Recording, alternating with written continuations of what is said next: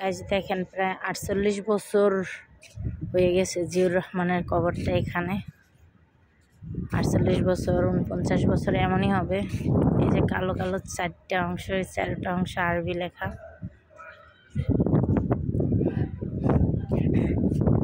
Bike না, আমি তো তোমার ছেড়ে দেবো, তুমি তো পুরোই ভাইরাল।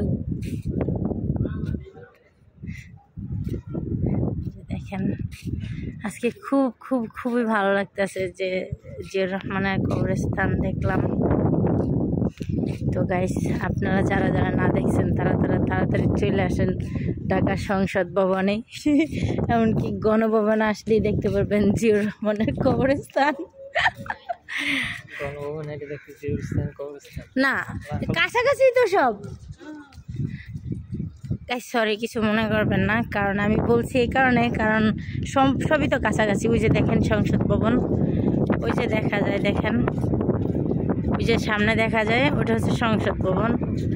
আর হাতের ডাইনে হচ্ছে গণভবন, এনে শেখ হাসিনার বাড়ি।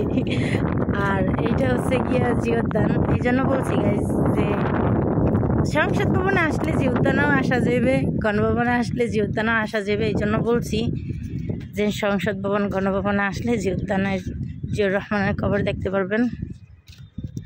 আর এই যে দেখেন গাইস, অতটা কিন্তু রোদ নাই আর অতটা গরমও নাই।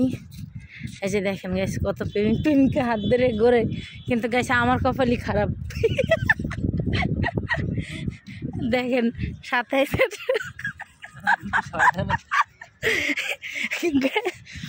গাইস সাথে আনছি একটা বাইক নিয়ে আসছে আমারে, আমার ভিডিও করার লাগি, কিন্তু আমার সেই বাইক না একটা ভিডিও করতেছে।